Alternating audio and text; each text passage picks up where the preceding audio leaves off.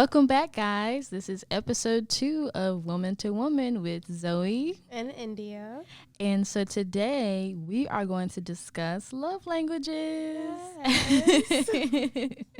So out of the love languages that we know, it's pretty sure it's 5 main ones. Yes. And they are physical touch, quality time, acts of service, gifts, words of affirmation. And so, me personally, okay, my top 3 love languages. 3. Yes. Yes, I took the quiz so many times. Okay, let's hear it.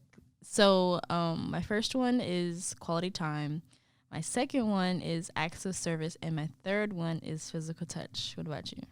Well, I only took the quiz once, and mine is words of affirmation, which is 100% valid. But if I had to go with a second one, it would definitely be gifts. So. And that's in a romantic setting? Oh, yes.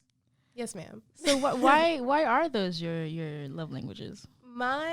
Words of affirmation as my number 1. I see that romantic setting, family setting, it doesn't matter. But I feel that when I constantly get affirmation or like good jobs and stuff like that, it just makes me feel like you recognize everything I'm doing. Like you see like my potential when you're constantly aware of what's going on in my life, and it makes me feel good. Like Right.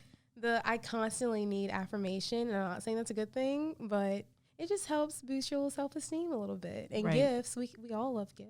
So You're not wrong. yeah. So explain your top 3, because I'm so curious about the acts of service. Oh, yes, I want to yes. talk about that like heavily. Okay. So, well, the first one is quality time. Okay. And basically, I just want to be around that person that I really like. So that means, if you want to come over and let's watch a movie or we go out, like, it doesn't even matter. It doesn't have to be anything specific, just as long as I'm with you and I'm spending a lot of time with you. And if I can't do it in person, I like to FaceTime.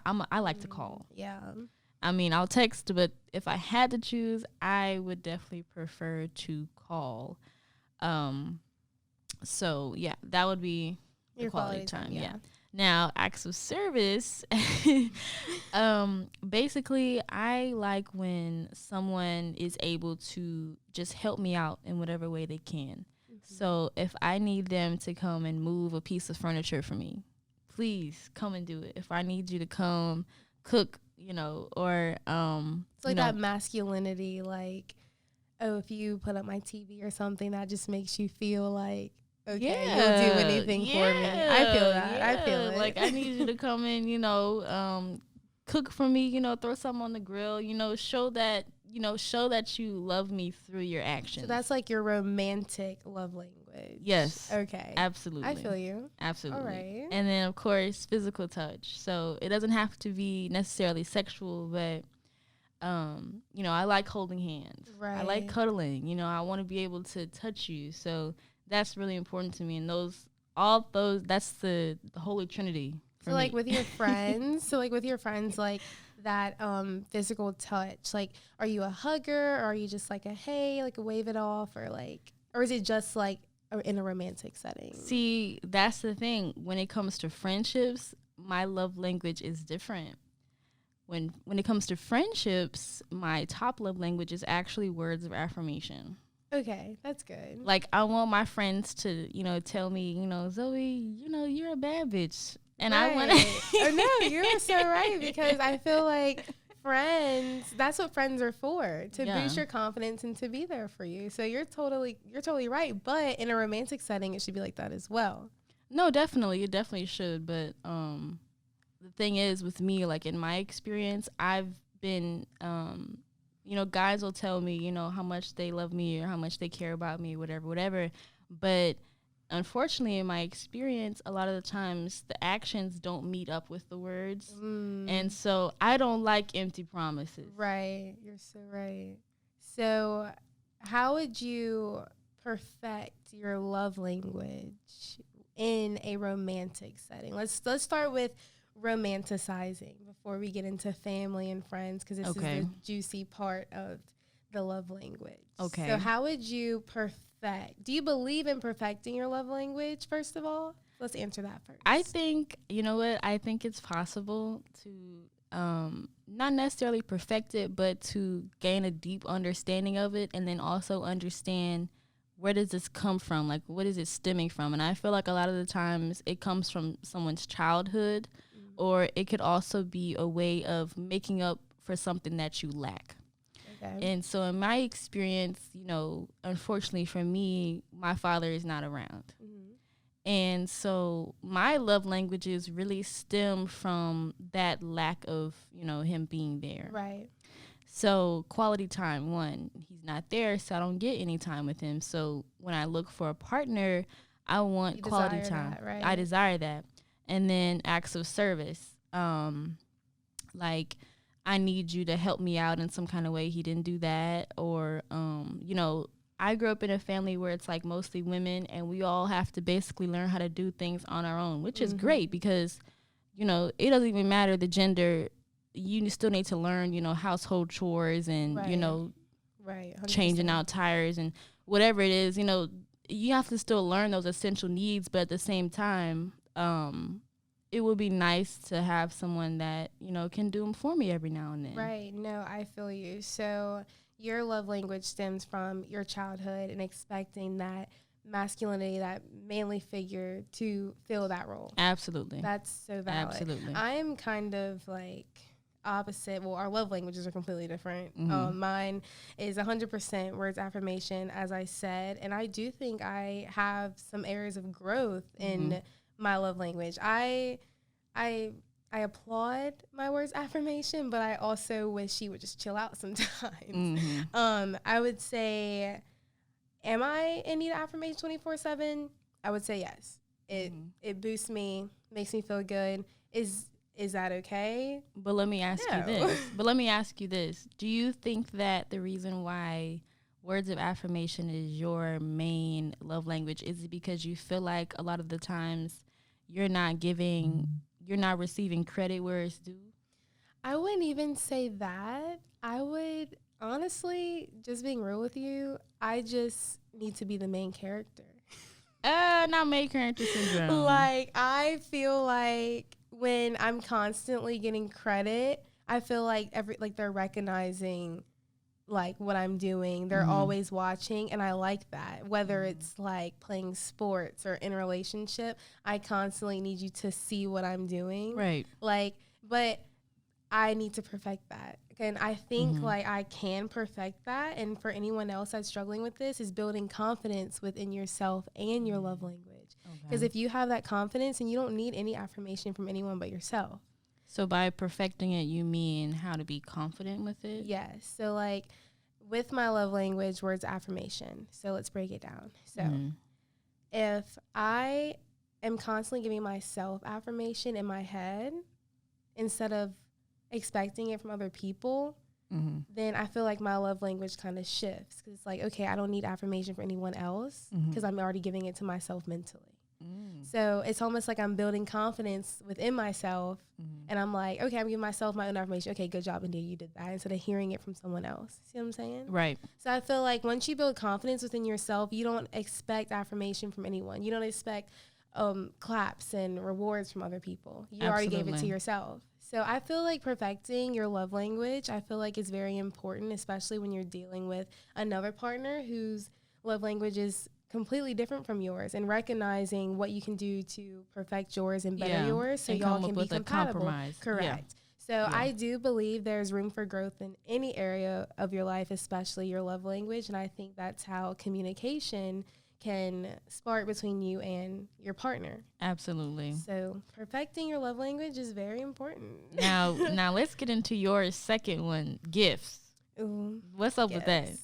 I like a little material gift. Girl. I like a little gift. I feel like a gift in a relationship is like a token of love. Like, it can even be a card. I don't care. I like just a card saying, "Oh, I love you" or something. Like, it just makes you feel wanted. Like, something about a gift, and how it may sound so awful, but a gift just makes me feel like, wow, like you're willing to spend money on me. Like, I'm so does it have to be like, does it have to be valuable, like expensive? Mm-mm. Like, you can literally give me a pencil and it'll Not a remind me pencil. of you.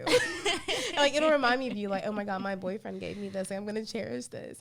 Like, it's something about gifts that just warm me. Mhm. Like, you went to the store and you thought about me, especially flowers. If you give me flowers, like, I'm and done. it's like guys don't give flowers no more. They don't.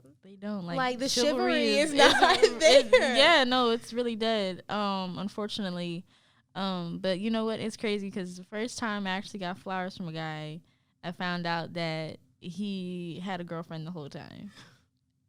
Stop. I'm not playing. See, that's just another level of disrespect. Like, that will make you not want to receive flowers anymore. Well, no, I still want them, but it's just like, dang, like as soon as you check a box off your bucket list, right, and then that happens. Yeah, no, you're something. Yeah. Oh my gosh, it's terrible. But you know what? Also, when I think about gifts, I think about how a lot of people associate a good relationship with gift giving, especially like when it comes to celebrities and stuff. Right. Like, for example, when like what is it? When Quavo, I think, gave Sweetie a Birkin bag or something, and like Moneybagg Yo gave Ari a new car. They, I don't know.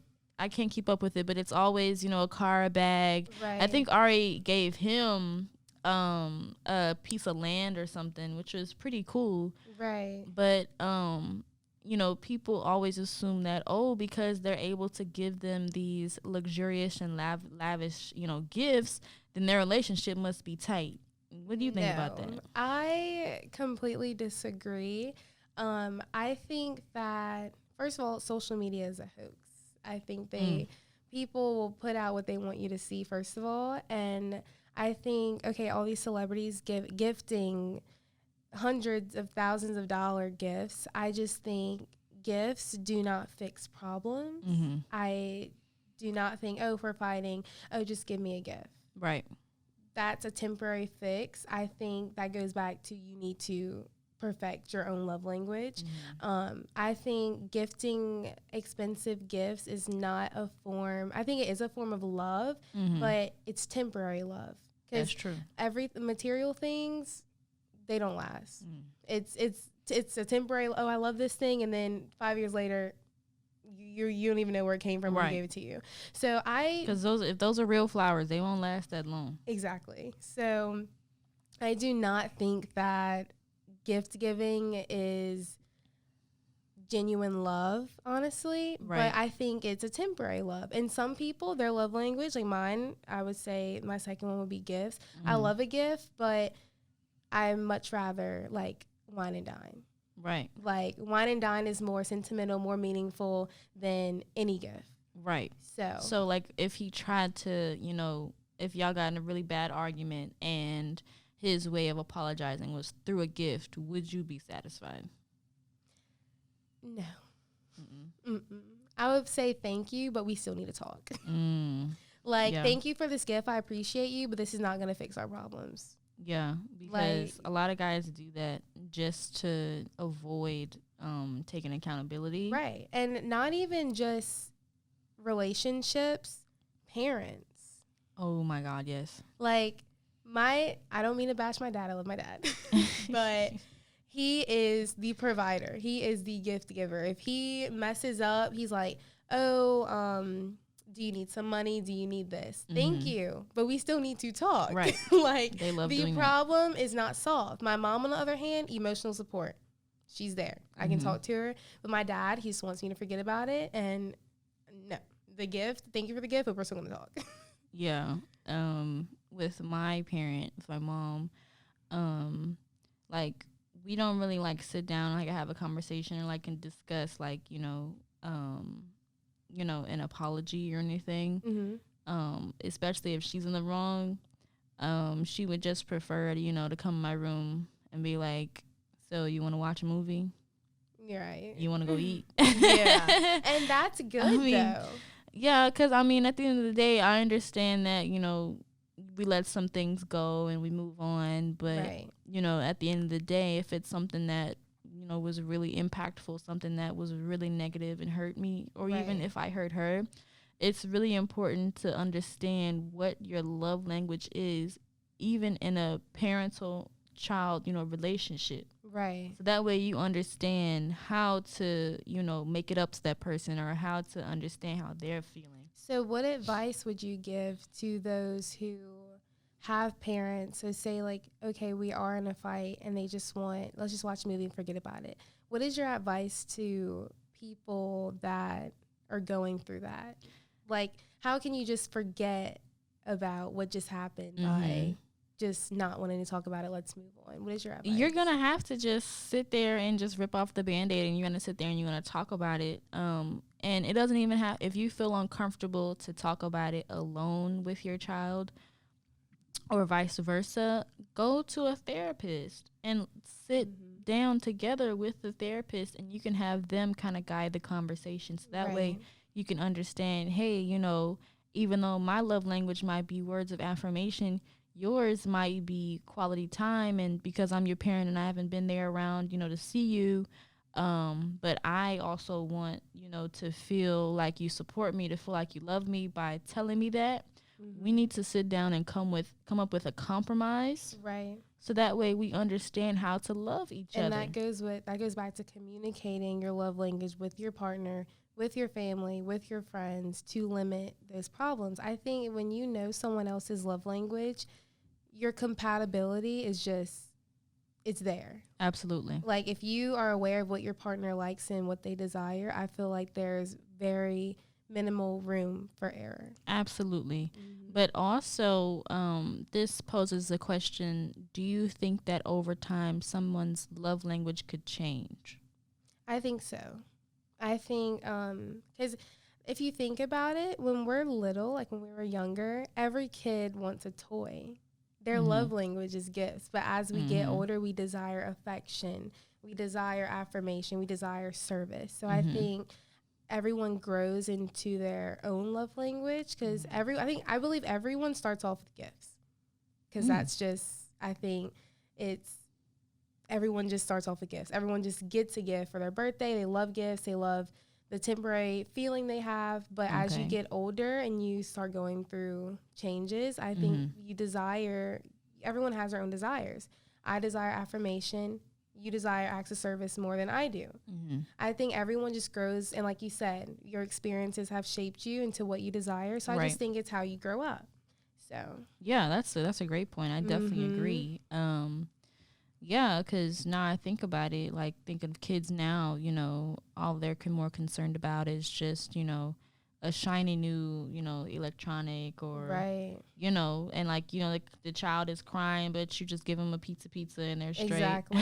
No, literally. But when that child grows up, they're going to desire other needs. And I think that as you grow up, you start noticing what you want. Even me, 19 years old, I'm growing every day. I desire new things every day. And I think I know my love language, I'm aware of my love language, so I'm looking for someone to be compatible with me who can provide me with those things. Right. So I know I was in a relationship with a guy, his love language was quality time. Long distance. Couldn't really do that. Ooh, I couldn't do it. I don't know how you did.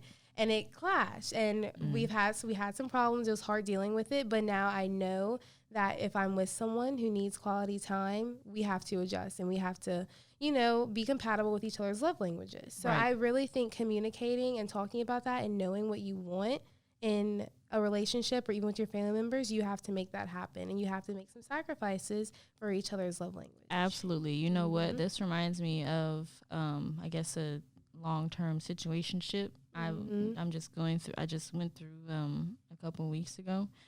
We might still be going through it. I don't even know. That's what it is. Honestly. But the thing is that his love language, at least the way that he would like to express it, would be through words of affirmation. But me, I wanted quality time. And this was kind of difficult because his schedule is like really busy, really compact. Right. And so it was so compact to the point where, you know, he wasn't even able to get like more than 3 hours of sleep a night. Like, it was just awful. So, you know, I had no idea because, one, the communication wasn't there, and then two, I'm like, well, you do got off days. Right. Like, you know, you can come spend those off days with me. You don't have to, you know, go and do anything crazy because you're tired, but it'd still be nice to see you. But he'd rather tell me how much he cared about me and how much, and it's like, actions speak louder than words. Action, yes, and that's where the acts of service comes in. Like, if you care about me that much, and you'll come see me on your off day. Absolutely, and it's like, if I mean that much to you. Yeah, like, I shouldn't have to keep telling you that, especially knowing that, you know, we're adults now. Exactly, and if you have to tell someone constantly how to treat you, are they really for you? Right. And then here's where it gets even more toxic. Like, oh gosh. His way of apology would be through gifts, and by gifts I mean money. Like, he sends me money. That temporary fix. And it's like, you know, a lot of girls are like, girl, I wish I had that. Like, can we switch? I'm like, no, because it's like, you really don't want this. You think that that's what you want, but you don't. Because after I, you know, spend that money up on, you know, I put it towards my phone bill, or I'll put it towards something to eat, because I spend a lot of money on food. Yeah, me too. Or clothes. And it's like, after that, you're like, okay, what now?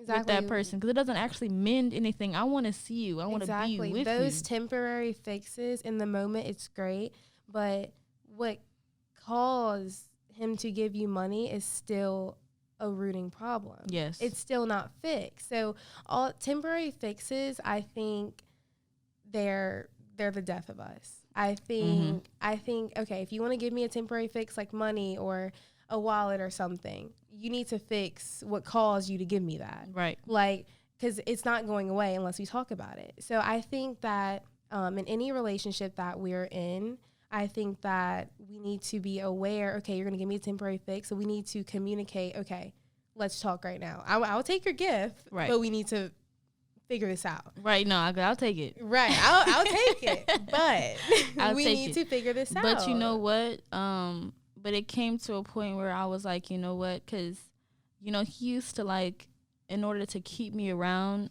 because even though I know he cared about me, but he still didn't understand my apology language. Exactly. And so he would try to, like, wave money in my face to keep me around. And a lot of times I'll take it. But, like, that one time I was like, you know what? No. Right.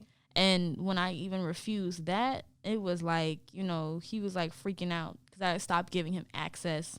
Right. And so I feel like, not mean to cut you off, but I feel like those, yes, I think it's attractive when, okay, you give me money. I think that's great, but my mental health comes first. Absolutely. And if this is continuing to be toxic, nothing else matters. Right. And no gift can match anything. Because it's like, if I was seeking a relationship where money is all I wanted and gifts is what I received, I get a sugar daddy. I get a sugar daddy. Like they make those arrangements. Exactly. I can get one of those if I wanted to, but I don't want that right now. I want your time. Like, I want you here mentally. I don't care about any gift you give me. And I think that's why gifts are my second language, because I desire the affirmation. I desire someone that constantly thinks about me and does stuff like that. And the gifts come second. Like, I desire a mentally stable relationship over gifts. And I think that's how it should be.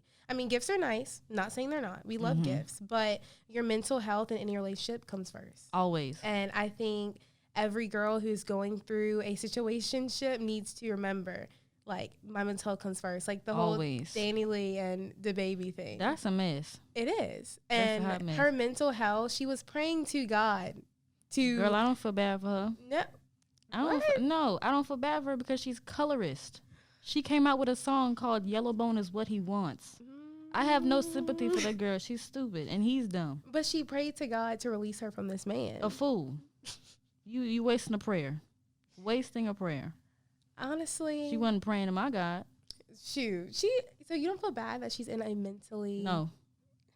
We need to stop. Listen, it's called gatekeeping. We need to stop giving our sympathy to these women who, one, knew about his past because he was already cutting up and showing his ass with his baby mamas and them before she came around. She knew what she got into. Second of all, she's a culture vulture, and she says the N-word every other sentence, and it's like, and then you release that colorist song, you sound dumb. I don't feel nothing for that girl. That's tough. Okay, you are entitled to your opinion, Zoe. You are entitled. We're just gonna go ham on Danny right now. But I do feel, I'm using her as an example because I do feel like women, we let men mentally drain us. That's true. We do not drain. I think more men drain women than women drain men. I think men, I don't know if it's the masculinity or what, but their love language trumps ours. I believe that in a relationship, it's all about the men's love language. I think women, I think we need to become stronger. And I think we mentioned this in our first episode. Like, you need to take control and demand what you want. Assert yourself. Exactly. Like, I think that mentally we need to become a lot stronger when it's dealing with men. No, yeah, because it's definitely about toxic masculinity and just the idea that a man has to be dominant all the time. And that dominance is selfishness. Yes, and I think once you find a guy who is willing to be compatible with you and who's willing to work with your love language, keep them. Because they are rare right now. Right now, they are rare. They've been rare. They are rare, especially in the black community, and the dating pool for heterosexual black women is rough. And then on top of that, the dating pool, if you're in the LGBT community, is even harder. It is. You are so right. You are so right. So we need to be 100%. What am I trying to say? We need to be 100% aware of what we want. We need to express our love language. And when you're dating, I know dating is the worst part of being in a relationship. You have to date to find what you want. Express your love language. Find out what their love language is. Because me, like, when I get to know someone in the beginning stages, I like to go down a checklist. Yeah, like, I want to make sure that we're on the same page, one, with beliefs and things like that, because the beliefs that I'm into, black culture, women's studies, and gender studies, I want to make sure that we're on the same page and I don't have to catch you up, because I don't want to be a teacher.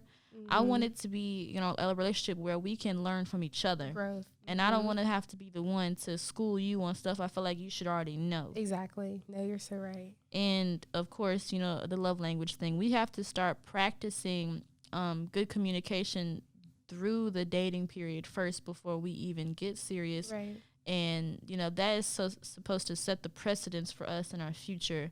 And I feel like a lot of the reasons why some relationships kind of die off early is because of that lack of communication. 100% agree. I 100% agree that when you are in the dating pool, I think everything needs to be expressed before you get too deep. Because when you're in too deep, it's just too late. You already set your standard, what you want, and most of the times we set that standard very low. So we need to communicate our overall love language to whoever we're dating, friends, family, communicate it. Yes, absolutely. So on that note, we're going to go ahead and just end it right here. Yes. But thank you so much, guys, for listening. Thank y'all. I hope y'all took some great points from this podcast. Yes. And don't be afraid to go and just take the quiz, the 5 love languages, and just learn yours, Right. And let your partner take it. If you want to know your family's love language, if y'all are having some problems, take it. Maybe that can solve some problems. And it helps you get to know a lot about yourself too, things that you probably didn't know. So absolutely. All right. Bye, guys. Bye. Thank y'all.